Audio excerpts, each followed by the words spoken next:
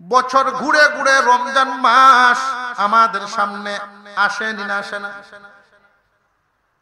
একজন মানুষ যদি রমজানের হক আদায় করে, রোজার হক আদায় করে এই মাস পার করতে পারে, রমজান মাসের হক আদায় করতে পারে, যখন ঈদগাহে গিয়ে জমা হন, আল্লাহ পাক রব্বুল আলামিন ডাক দিয়া জিজ্ঞাসা করেন, ফেরেশতারা রে, কোন দিন মজুর যখন মালিকের ডিউটি পালন করে, মালিকের উচিত কি? মালিকের উচিত হলো তার মজুরি আদায় করা। আল্লাহ বলেন, আমার চাইতে উত্তম কোন মালিক আসেনি রে? না, আপনার চাইতে উত্তম কোন মালিক তো নাই।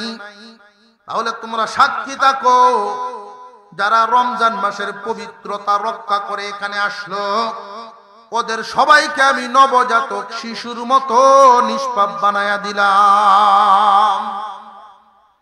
হুজুর আকরাম সাল্লাল্লাহু আলাইহি ওয়াসাল্লাম সাহাবীকে বলেন, শুনো হে, তুমি গরীব নতুন মুসলমান, কালিমা তিলাওয়াত করেছো, হজ এবং যাকাত আল্লাহ তোমাকে মাফ করে দিয়েছে।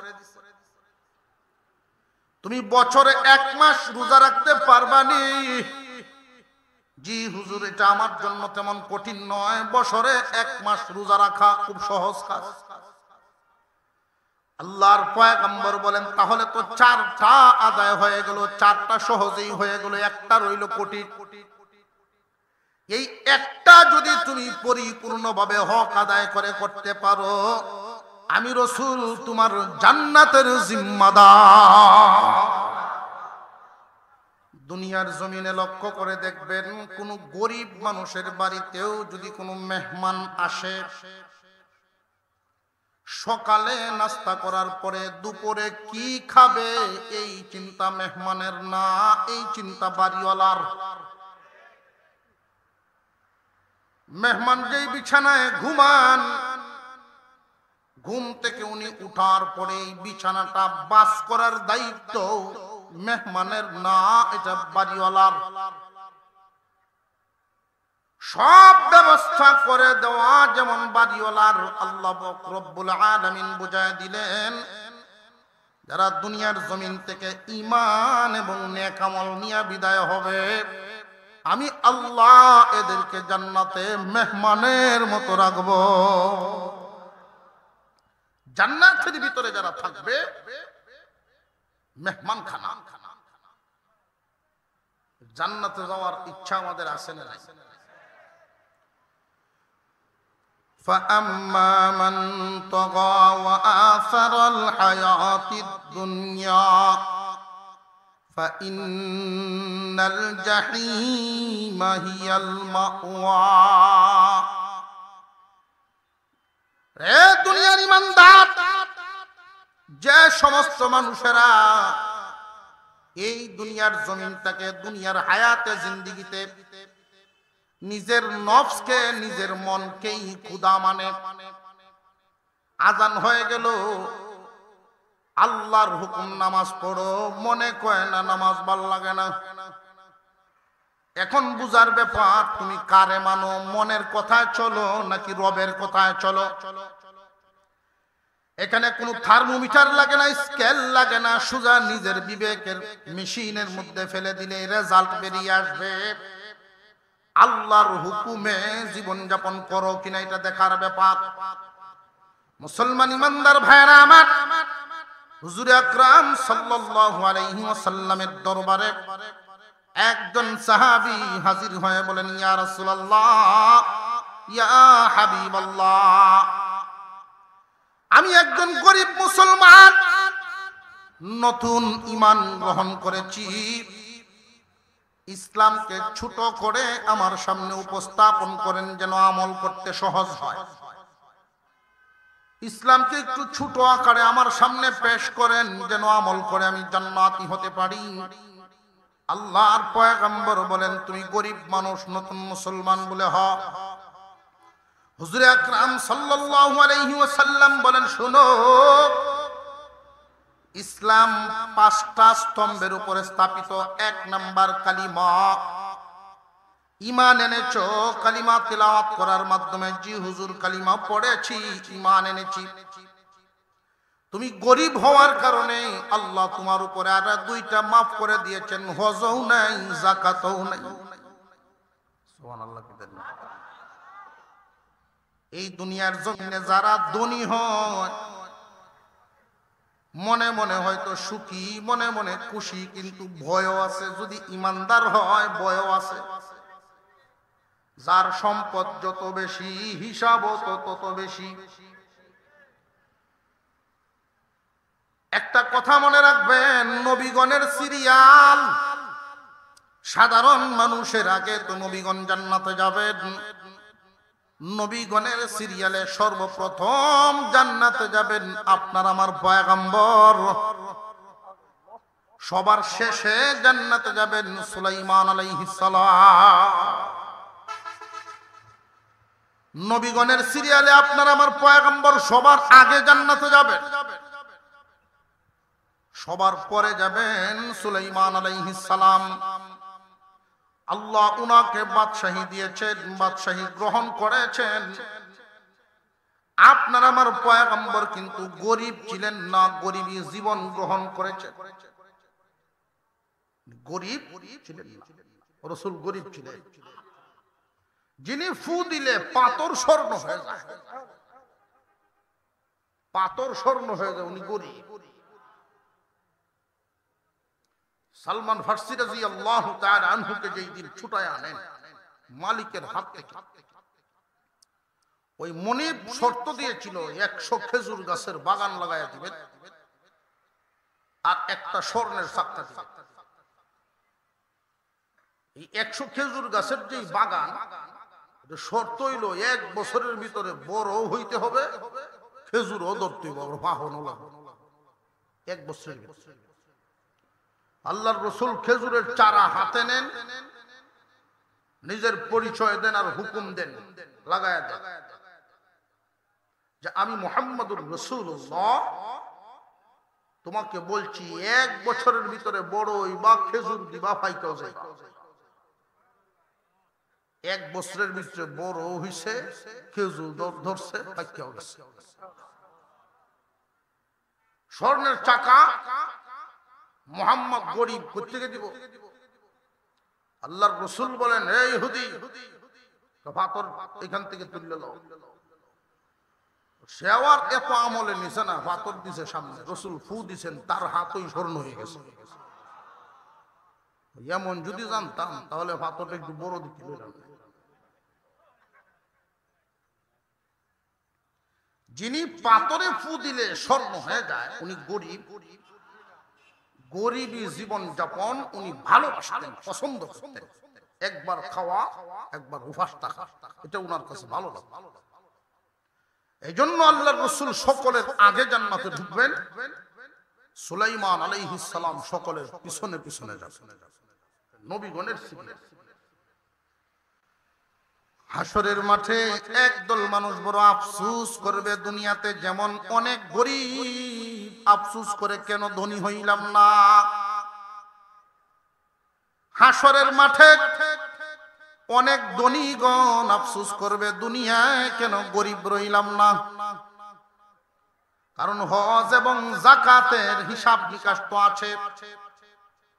আল্লাহ পাক রব্বুল আলামিন যাদেরকে গরিব বানাইছেন, কোন গরিব যদি সবুরকারী হয়, যারা গরিব যদি সবুরকারী হন, আল্লাহ আমাকে ভালো রাখছেন, এই হালতেই আমি শুকরিয়া। আল্লাহ রব্বুল আলামিন সবুরকারী গরিবকে ধনীর 500 বছর আগে জান্নাত দিবেন। হুজুর আকরাম সাল্লাল্লাহু আলাইহি ওয়াসাল্লাম সাহাবীকে বলেন, শুনো হে, তুমি গরিব নতুন মুসলমান, কালিমা তিলাওয়াত করেছো, হজ এবং যাকাত আল্লাহ তোমাকে maaf করে দিয়েছে। তুমি বছরে 1 মাস রোজা রাখতে পারবানি? জি হুজুর, এটা আমার জন্য তেমন কঠিন নয়, বছরে 1 মাস রোজা রাখা খুব সহজ কাজ। আল্লাহর পয়গম্বর বলেন তাহলে তো চারটা আদায় হয়ে গেল, চারটা সহজেই হয়ে গেল, একটা রইল কঠিন। এই একটা যদি তুমি পরিপূর্ণভাবে হক আদায় করে করতে পারো, আমি রাসূল তোমার জান্নাতের জিম্মাদার।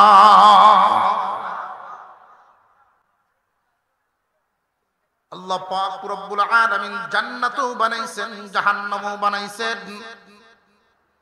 এই দুনিয়ার জমিনে একজন মানুষ যদি 5 ওয়াক্ত নামাজি হয়, খারাপ কাজ থেকে এই মানুষটারে নামাজেই ফিরায়া রাখবো।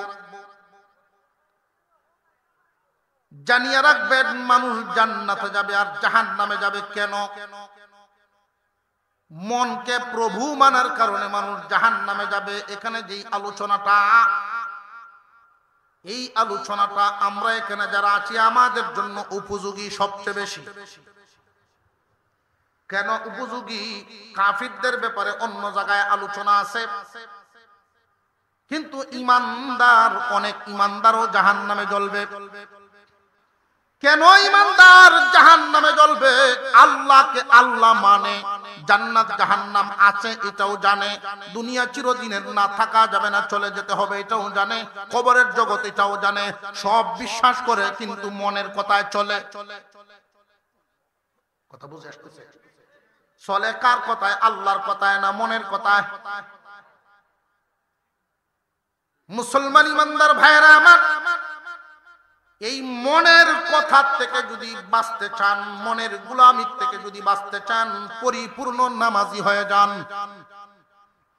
নামাজ যদি পরিপূর্ণভাবে আদায় করতে পারেন, জাহান্নামের রাস্তা থেকে বাঁচবেন, জাহান্নাম থেকে বাঁচবেন। আল্লাহ পাক রব্বুল আলামিন মূলত জান্নাত বানাইছেন ইমানদারের জন্য, জাহান্নাম বানাইছেন কাফিরদের জন্য। আফসোস, অনেক ইমানদার জাহান্নামে যাবে, আল্লাহ এটা চান না। ইমানদারকে জাহান্নামে জ্বালানোর জন্য আল্লাহ পাক চান না। এই দুনিয়ার জমিনে লক্ষ্য করে দেখবেন, একটা কাপড় আপনি যত দাম দিয়েই কিনেন, ব্যবহার করলে ময়লা হয়ে, ওই ব্যবহার করলে ময়লা হবেই। বুদ্ধিমান ওই ব্যক্তি পরিষ্কার করে রাখে যে ব্যক্তি। রে ইমানদার, তোমার ঠিকানা জান্নাত, কাফেরদের ঠিকানা হলো জাহান্নাম। তুমি জাহান্নামে যেন না যাও, এই জন্য গুনাহ নামক ময়লা দুনিয়াতেই সাফ করিয়া যাইবা। আল্লাহর হুকুম, দৈনিক 5 ওয়াক্ত নামাজে আল্লাহর সামনে হাজিরা দিবা। তোমার কি এই কথা মনে হয় না? আল্লাহর দিয়া নিয়ামত নিয়ে দুনিয়ার জমিনে যে তুমি চলছো, আল্লাহর নিয়ামত ছাড়া তো আমাদের চলার কোনো ব্যবস্থা নাই। তুমি একটু লক্ষ্য করে দেখো, কোনো একটা দোকান থেকে 30 টাকা না দিলে পানির বোতল মিলে না, অথচ এই পানিটা বানাইছেন আল্লাহ, বোতলে বসছে কোম্পানি। বোতলে ভরার কারণে যদি বিল 30 টাকা হয়, যিনি বানাইছেন তার বিল কত? অক্সিজেন ব্যবহার করি আমরা দুনিয়ার জমিনে বেঁচে থাকার জন্য। সৌদি আরবের একজন মুরব্বী মানুষ শ্বাসকষ্টে আক্রান্ত হয়ে গেছেন, জরুরিভাবে একটা ক্লিনিকে ভর্তি করা হয়। 24 ঘন্টা চিকিৎসা নেওয়ার পরে লোকটা একটু আরাম অনুভব করতেছেন, ছুটি চাইছেন বাসায় যাওয়ার জন্য। বিল পেপার টেবিলের সামনে দেওয়া হলো, 3200 রিয়াল বিল এসে গেছে। 24 ঘন্টা অক্সিজেন ব্যবহার করার কারণে 3200 রিয়াল বিল আসছে। মুরব্বী মানুষ চোখের পানি ছেড়ে দিয়া কান্না শুরু করলেন। ওনার ছেলেরা ওনার পাশে এসে বলেন, আব্বা, এক বসাই 3200 রিয়াল আমরা খরচ করে ফেলি, আপনি কেন কান্দেন? রে বাবা, এই বিল দেখা দেওয়ার জন্য আমি কান্দি না, আমি তো কান্দি ওই দিনের চিন্তায়। জন্ম থেকে এই পর্যন্ত আল্লাহ আমার যে অক্সিজেন দিয়া বাঁচায়া রাখছেন, না জানি গোলামি দূর হয়। নামাজ যদি সঠিক করতে পারো তাহলে নফসের গোলামি দূর হবে। আর যতদিন পর্যন্ত নফসের গোলামির থেকে বাঁচতে পারবা না, ততদিন পর্যন্ত তুমি আল্লাহর তৈরি জান্নাতের সঙ্গী হতে পারবা না, জান্নাতের যাত্রী হতে পারবা না। জাহান্নামের সাজা ভুগবা আগে, এরপরে জান্নাতে যাইবা, সাজা হইবে কি পরিমাণ, গুনাহ থাকবে তোমার যেই পরিমাণ। আমরা এখানে যারা আছি, আমরা কি জাহান্নামের সাজা ভুগে তারপরে জান্নাতে যাইতাম, না সরাসরি যাইতাম? যদি সরাসরি জান্নাতে যাইতে পারতাম, আল্লাহু আকবার, কত সুন্দর জায়গা। জান্নাতের সামনে আল্লাহ দুইটা ঝর্ণা বানাইছেন, দুইটা ঝর্ণা। একটা ঝর্ণার পানি পান করাবেন, আর একটা ঝর্ণার পানি গোসল দেওয়াবেন। গোসল দেওয়ার সাথে সাথে প্রত্যেকটা বান্দার এই বডির পরিবর্তন চলে আসবে, এরকম আর থাকবে না। এক নাম্বার নিয়ামত আসবে, যে ব্যক্তি একদম 22 ইঞ্চি, এরকম আছে না, একদিনের শিশু দুনিয়ার থেকে বিদায় হয়েছিল, একদম ছোট, সেও এক সমান হবে, সকলের বডি হবে আদম আলাইহিস সালামের বডি। আরেকটু জোরে কোন সুবহান।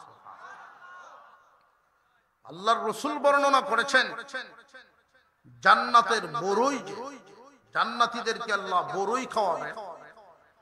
এক একটা বড়ই দুনিয়ার পাল্লা দিয়ে মাপলে 12 মণ ওজন হইব। আবু জেহেল শুনলে কইতো ভালো হইছে, খুব ভালো হইছে, মুহাম্মাদের উম্মত বড়ির তলে হইরে মরব। এই গাধায় জানে না মুহাম্মাদের উম্মত তো আর এমন থাকতো না। সকলের বডি হবে 120 হাত লম্বা, 14 হাত প্রশস্ত।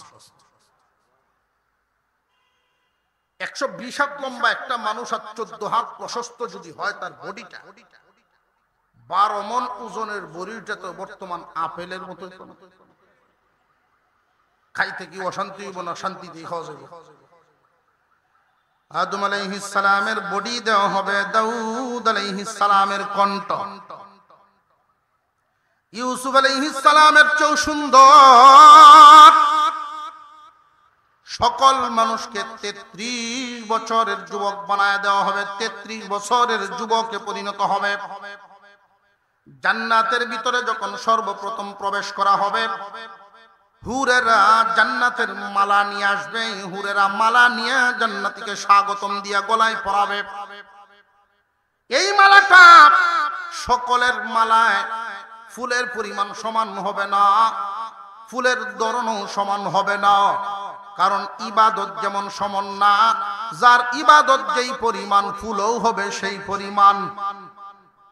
নামাজের এক কালার ফুল, রোজার হবে আর এক কালার ফুল, যাকাতের আরেক কালার ফুল, তসবিহ দানার আরেক কালার ফুল। যত ইবাদত বেশি হবে তত ধরনের ফুলও হইব।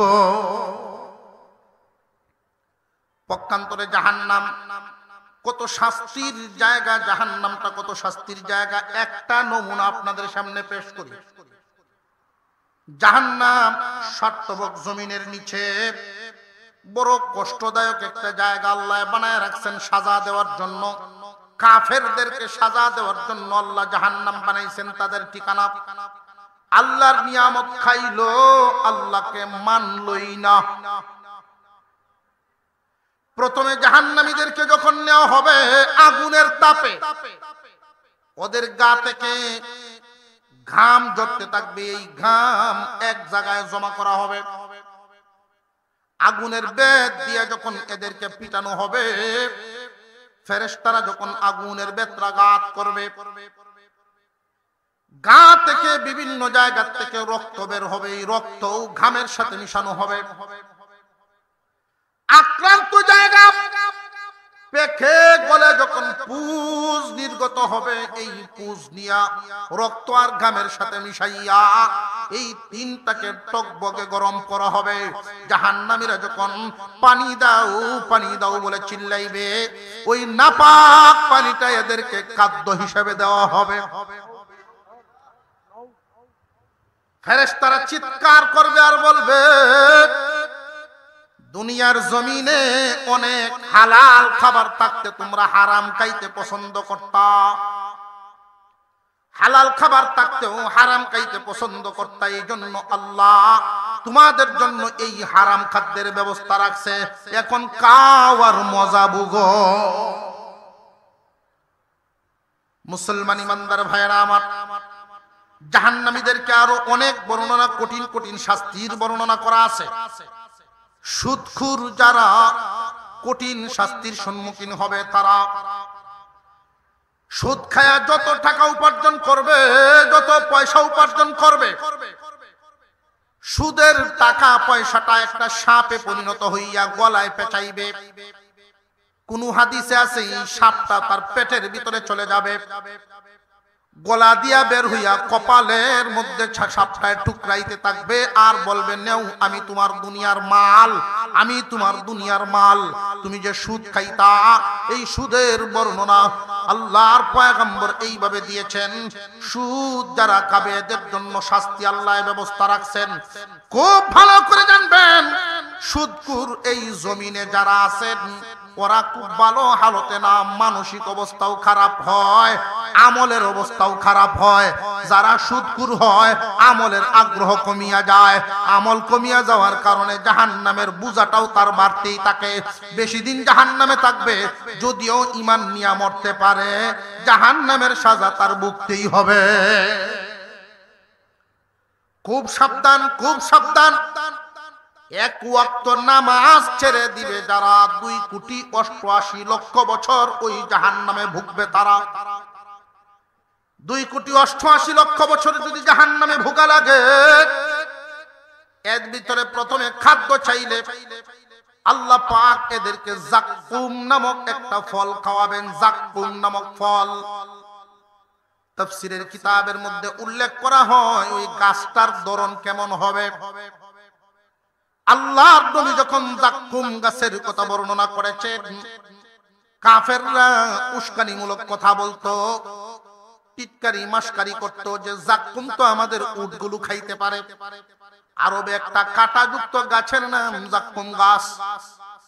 ওই গাছটা তো, ওই ফলগুলো তো আমাদের উটগুলো খাইতে পারে। আল্লাহর রাসূল জানায় দিলেন এই গাছের মতো হবে, এই ফলের মতো হবে, কিন্তু দুনিয়াতে যেমন সবুজ হয় ওইখানে সবুজ হবে না। জাহান্নামের জাক্কুম গাছ, গাছটাও হবে আগুনের। জাহান্নামের জাক্কুম ফল, ফলটাও হবে আগুনের। আল্লাহ জানেন কেমনে বানাইবেন। রাসূল বলেছেন আগুনের গাছ, আগুনের ফল। জাহান্নামীরা চাইবে ওই ফলগুলো যখন তাদেরকে দেওয়া হবে, কোরআনে উল্লেখ করা হয় এই ফলের দ্বারা তাদের উদর ভরবে না, পেটেও যাবে না, ক্ষুধাও নিবারণ হবে না, বরং এটা খাওয়ার সাথে সাথে গলায় গিয়ে যখন আটকা পড়বে, এক তো আগুনের গরম, দ্বিতীয়ত প্রচন্ড ব্যথার কারণে চিৎকার করতে থাকবে, পানি দাও। দুনিয়ার জমিনে খাবারের বেলায় যখন গলায় আটকে যেত, মানুষ পানি দিয়া ওই আটকা ছুটাইত।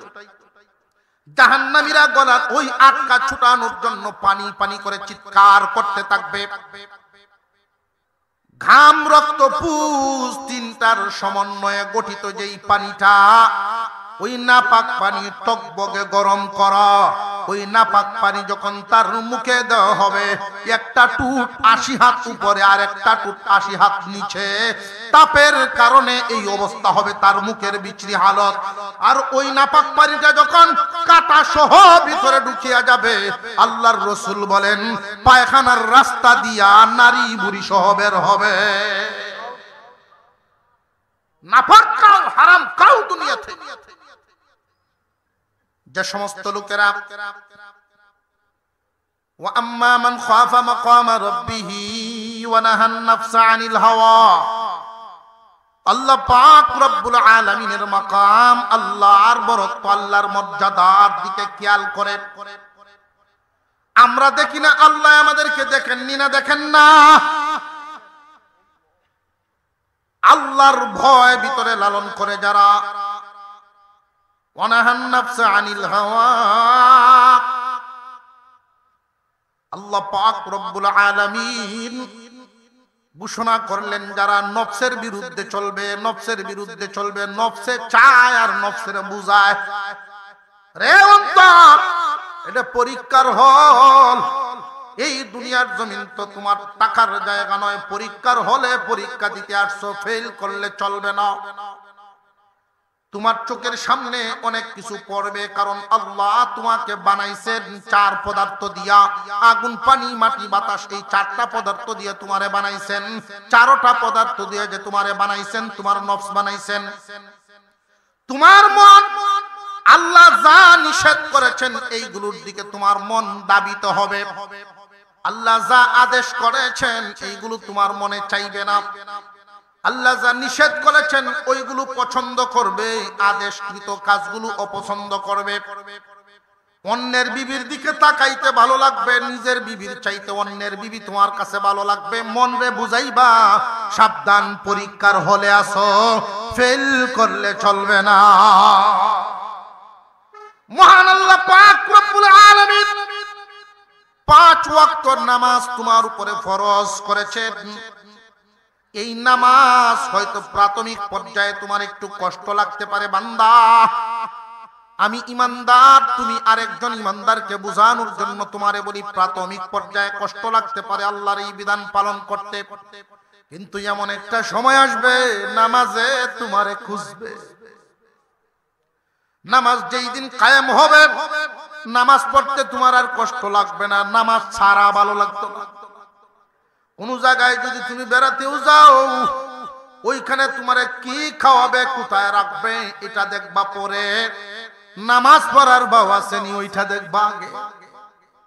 তোমার মন এমন যখন হয়ে যাবে, বুঝবে এই নামাজ গুনাহ থেকে, ভুল থেকে তোমারে ফিরায় রাখবে। আর যদি দেখো তুমি নামাজও পড়ো, সুদও খাও, নামাজও পড়ো, মিথ্যাও বলো, নামাজও পড়ো, গুনাহ করো, তাহলে বুঝবা তোমার নামাজ হক আদায় হচ্ছে না। নামাজের হক আদায় করে নামাজ পড়ো। খুব ভালো করে মনে রাখবেন, আমাদের যেমন বডি আছে, নামাজেরও একটা বডি আছে। আমাদের যেমন বডি আছে, নামাজেরও বডি আছে। আমাদের প্রথম বিপদের গাঁটির নাম মরণের গাঁটি, দ্বিতীয় গাঁটির নাম কবরের গাঁটি। ওই কবরে আল্লাহ জান্নাতীকে রাখবেন এক হালতে, জাহান্নামীকে রাখবেন আরেক হালতে। আপনারা প্রশ্ন করতে পারেন, হুজুর, এজমালি গুরুস্থান এলাকার গুরুস্থানের মধ্যে পাশাপাশি কবরে দুইজনকেই দাফন করা হলো, একজনের কবরে শান্তি আর একজনের কবরে অশান্তি, বুঝে আসতেছে না? একটু বুঝাইয়া দেন। সহজেই বুঝে আসবে, খুব লক্ষ্য করে বলেন। দুনিয়ার জমিনে কোন একটা রুমের দিকে তাকায়া দেখবেন দুইজন মানুষ পাশাপাশি শুয়ে আছে। এই দুইজন ঘুমন্ত দুইজন মানুষ, এই দুইজন স্বপ্ন দেখতেছেন দুই রকম। একজনে স্বপ্ন দেখে বাঘে তারে দৌড়ায়, আরেকজন স্বপ্ন দেখেন উনি ফুল বাগানে ঘুরেন। দুইজনের স্বপ্নের হালতটা, মানসিক অবস্থাটা, তাদের ভিতরটা কি সমান না বেশ কম? ঠিক তেমনি ভাবে কবরের জগতে তোমারে আমারে এক জায়গায় যদিও দাফন করা হয়, সমস্ত মুসলমান এক জায়গায় যদি দাফন করা হয়, কবরের জগৎটা কেমন হবে ওইটাই আলাদা একটা জগৎ। দুনিয়া যেমন একটা জগৎ, কবরের আলাদা একটা জগৎ। ওই জগতে আল্লাহ কারে কোন হালতে কিভাবে রাখবেন আল্লাহ ব্যবস্থা করে রাখবেন। তবে পাপীদেরকে সাজা আর নেককারদেরকে শান্তির ব্যবস্থা করেছেন কে? মুসলমান ইমানদার ভাইরা আমার, নামাজের একটা বডি আছে। এই নামাজের বডিটা পুরাপুরি বডি যদি তোমার তৈরি করতে পারো, আমাদের যেমন বডি, আমাদের অঙ্গ প্রত্যঙ্গের মধ্যে এমন অঙ্গ আছে যেই অঙ্গ না থাকলেও আমরা বাঁচব। যেমন 4টা আঙ্গুল নাই, মানুষটা মরবে না, বাঁচবে। একটা হাত নাই বা একটা পা নাই, এমন মানুষ আছে না নাই? কিন্তু মাথা নাই এমন কোন মানুষ আসেনি। নামাজের ভিতরেও নামাজের অঙ্গ প্রত্যঙ্গে এমন অঙ্গ আছে যেই অঙ্গ ছুটে গেলেও নামাজ থাকে কিন্তু অপরিপূর্ণ, আর এমন অঙ্গ আছে ছুটে গেলে নামাজই থাকবে না। নামাজ কায়েম করার এই আয়াতের মধ্যে যত ব্যাখ্যা, মুফাসসিরিনে কেরাম বলেন নামাজ কায়েম করার আদেশ যে আল্লাহ দিয়েছেন, নামাজের হক আদায় করে, নামাজের অঙ্গ প্রত্যঙ্গ ঠিক রেখে নামাজ আদায় করার হুকুম দিয়েছেন, এটা নামাজ কায়েম। তাসবিরে তাসবিহ বানায় নামাজ পড়ো, রুকুরে রুকু বানায় নামাজ পড়ো, সেজদাকে সেজদা বানায় নামাজ পড়ো। অনেক মানুষ নামাজ পড়ে ঠিক, কিন্তু নামাজের হক আদায় হয় না। নামাজকে যদি তুমি নামাজ বানায় হক আদায় করে নামাজ পড়তে পারো, তাহলে এই নামাজ তোমার সর্বপ্রকার খারাপি থেকে ফেরায় রাখবে। ইন্নাস সালাতা তানহা আনিল ফাহশাই ওয়াল মুনকার। ঈমানদার জাহান্নামে যাবে কেন? মুনকারের কারণে, ফাহেশাতের কারণে, অশ্লীল অপকর্মের কারণেই তো মানুষ জাহান্নামে যাবে। ঈমানদার, কাফেরদের ঠিকানাই জাহান্নাম, জান্নাতে হলো ঈমানদারের ঠিকানা। আপত্তি হলো ঈমানদারকেও জাহান্নামে যাবে। ঈমানদার যাবে জাহান্নামে পবিত্র হওয়ার জন্য। জান্নাত একটা পবিত্র জায়গার নাম। এই পবিত্র জায়গায় আল্লাহ পাক রব্বুল আলামিন ও পবিত্র গুনাহ নামক ময়লা নিয়ে ঢুকাবেন না। এই দুনিয়ার জমিন থেকে যারা গুনাহ নামক ময়লা নিয়ে বিদায় হবে, মনের হুকুমে, নফসের হুকুমে যারা জীবন যাপন করিয়াছে, এদের আমল নামায় অনেক গুনাহ। এই গুনাহ নামক ময়লা নিয়ে যখন দুনিয়া ছাড়বে, আল্লাহ এদেরকে সরাসরি জান্নাত দিবেন না, জাহান্নামে নিয়ে পুরাইবেন। পুরায়া নিয়ে তারপরে পবিত্র বানাইবেন। দুনিয়াতে দেখবেন স্বর্ণ পুরায়, লাকড়িও তো পুরায়। স্বর্ণ পুরায়, লাকড়িও পুরায়। দুই পুরা কি সমান না বেশ কম আছে? দুইটাই অনেক বেশ কম। এই স্বর্ণ আর লাকড়ির মধ্যে বেশ কম। লাকড়ি পুরলে কয়লা হয়, স্বর্ণ পুরাইলে কাটি হয়। ঠিক তেমনি ঈমানদার স্বর্ণের মতো জাহান্নামে নেওয়া হবে গুনাহ নামক খাত বের করার জন্য। জাহান্নামের শাস্তি পাবে কে কি পরিমাণ, যার অপরাধ যে পরিমাণ। এই জন্য বান্দা দুনিয়ার জমিনে তওবা করে, পবিত্রতা হাসিল করে, গুনাহ নামক ময়লা নিয়ে যদি দুনিয়ার থেকে বিদায় না হওয়া যায়, গুনাহ নামক ময়লা, দুনিয়ার ময়লা দুনিয়ায় সাফ করিয়া যাও। আল্লাহ ব্যবস্থা রেখেছেন, কাপড় সাফ করার মেডিসিন যেমন ভিন্ন ভিন্ন, গুনাহ নামক ময়লা সাফ করার মেডিসিন আল্লাহ রাখছেন ভিন্ন ভিন্ন। ঈমানদার জাহান্নামে যাবে, আল্লাহ চান না। আল্লাহ পাক রব্বুল আলামিন ঈমানদারকে অনেক অপশন দিয়েছেন। গুনাহ নামক ময়লা নিয়ে দুনিয়া ছাড়িও না। যদি গুনাহ তোমার সাথে থাকে, তাহলে মরণেও কষ্ট, কবরে কষ্ট, হাসরে কষ্ট, ফুলসিরাতে কষ্ট, এরপরে জাহান্নাম ঘুরিয়া জান্নাত পাইবা। আর গুনাহ নামক ময়লা যদি দুনিয়া সাফ করিয়া যাও, মরণেও আসান, কবরে আসান, হাসরে আসান, ফুলসিরাতে আসান, সরাসরি পাইবা জান্নাত। মুসলমান ভাইরা, নেককার আর বদকার এটা মোটামুটি আমাদের বুঝা আসে। কে নফসের গোলামি করে, অর্থাৎ মনের গোলামি কে করে, আর রবের গোলামি কে করে। গুনাহ করার সুযোগ আছে, পরিবেশ আছে, মানুষেও দেখে না, সাক্ষীও নাই, পরিবেশও বালা। একটা ছেলে একটা মেয়ে অবৈধ সম্পর্ক করে এমন জায়গায় গিয়েছে, হোটেল রুমের ভিতরেই হোক, নীরব নিস্তব্ধ পরিবেশেই হোক, পরকীয়া সম্পর্কই হোক, অবৈধ মেলামেশার জন্য তৈরি হয়ে গেছে। এমন একটা সময় যদি আল্লাহর কথা মনে হয়ে যায়, আল্লাহর কথা স্মরণ করে যদি গুনাহ থেকে ফিরে আসতে পারে, আল্লাহ পাক রব্বুল আলামিন বলেন, আমি আল্লাহর ভয়ে যদি কেউ গুনাহ থেকে ফিরে আসে, আমি আল্লাহ তারে জান্নাত ঠিকানা বানায়া দিব। দুনিয়ার কোনো সাক্ষী নেই। বনী ইসরাইলের একজন পাপিষ্ঠ মুসা আলাইহিস সালামের জামানা, ধনী মানুষ, পয়সাওয়ালা লোক, চাচাতো একজন বোন খুব সুন্দরী রূপসী, ধনী মানুষটা বয়স্ক, রূপসী বোনটা মাত্র বড় হয়েছে, বিয়ের যোগ্য, স্ত্রী সন্তান আছে। এই অবস্থায় বোনের বিয়ের প্রস্তাবই দেয় কেমনে? বিবেকে বাদে সমাজের মানুষ কি কইব? কিন্তু এই নফসের দুঃখায় পড়ে আছে। নফসের দুঃখা কি? নফসের দুঃখ হইল নফসে তারে দুঃখা দেয়, এই মেয়েটা যদি তোর রুমে থাকতো না জানি তোর কত সুখ লাগতো। এই মেয়েটার হঠাৎ করে একদিন একটা বিপদ ঘটে গেছে, টাকার খুব দরকার। চাচাতো ভাই ধনী মানুষ, এই আশায় তার শরণাপন্ন হয়ে, ভাইজান আমার কিছু টাকার দরকার, বড় অভাব। সুযোগ বুঝে সেও টাকা দিল। সময় মতো মেয়েটায় দিতে পারে নাই, পরিশোধ করতে পারে নাই। কিন্তু এই কথাটা রাইখা দিয়েছিল যে টাকা যদি না দেস তাহলে কিন্তু আমি আমার মনে অঙ্কিত করে রাখছি, আমি আমার মনের আশা পূরণ করব। নিরুপায় হয়ে গেছে, বাধ্য করেছে এই নারীকে অন্যায় কাজে লিপ্ত হওয়ার জন্য। মেয়েটা চোখের পানি ছেড়ে দিয়ে যখন কাঁদতেছে কাঁদতেছে, চোখের পানিটা ছেড়ে দিল, রুমের ভিতরে ঢুকে পড়ছে। এই সময় জিজ্ঞাসা করে, এমন একটা মুহূর্তে তোর চোখে পানি কেন?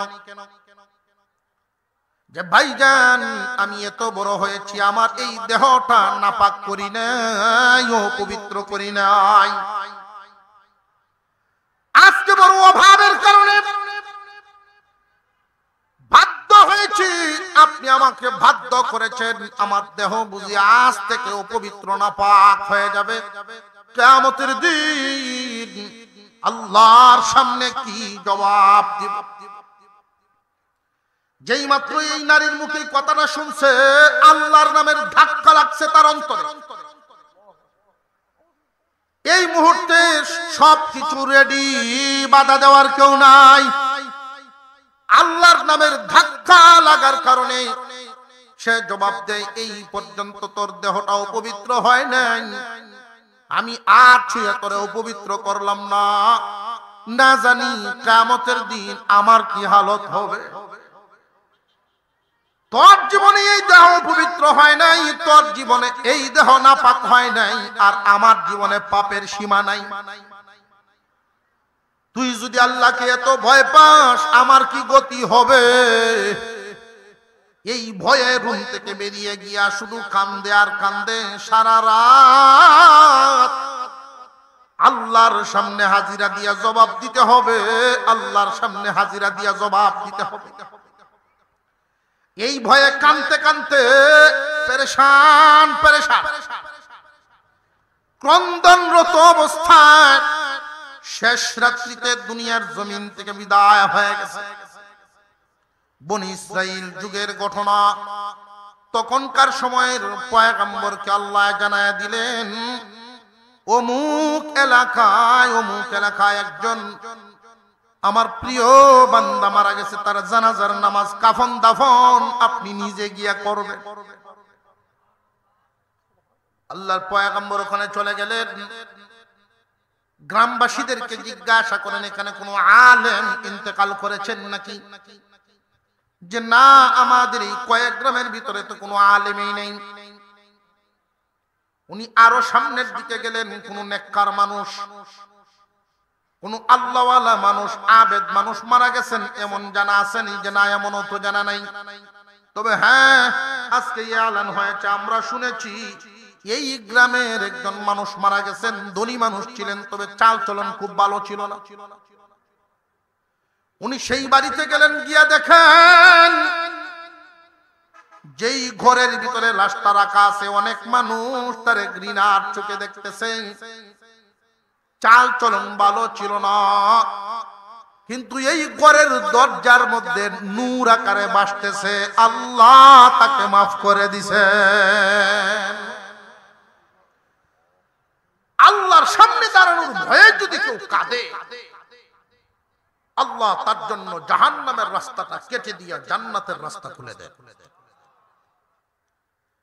কিন্তু মন রে খুদা মেনে আল্লাহকে ভুলে গেছে, মনের কথাই সারা জিন্দেগি ভর চলে, আল্লাহর কথা তার মনেই হয় না, আল্লাহর ভয় ভিতরে নেই। এই মানুষগুলোর ঠিকানা হবে জাহান্নাম। আল্লাহর ভয়ে যদি কেউ কান্দে, এইরকম অসংখ্য গণিত ঘটনা আছে। আল্লাহর ভয়ে কান্দার কারণে মহান আল্লাহ পাক রব্বুল আলামিন তারে মাফ করে জান্নাতবাসী ঘোষণা দিয়েছেন। অসংখ্য গণিত মানুষ এইরকম একজন মানুষ যদি তওবা করেন, বেশি বেশি করে তওবা করেন, আজ থেকে আমরা নিয়ত করি 5 ওয়াক্ত নামাজ ছাড়বো না। কারা কারা পারবো ইনশাআল্লাহ? আল্লাহ কবুল করেন, বলুন আমিন। আরো জোরে বলেন আমিন। হাত নামান, হিম্মত করেন, পারবেন। একটু হিম্মত করলে পারবেন। যদি মনে মনে একটু নিয়ত করেন, মজবুত নিয়ত। প্রত্যেক মানুষের সামনে মজবুত একটা বাধা আছে। আপনি সফলতার দিকে এক ধাপ আগাবেন, আপনাকে ধাক্কা দিয়ে এক ধাপ পিছায় দিবে। প্রত্যেকের সামনে এক শত্রু দাঁড়ানো, তার নাম শয়তান। শয়তানে ধোঁকা দিবে, এখন না কালকে থেকে বালা, এই ওয়াক্ত না সামনের ওয়াক্ত থেকে বালা,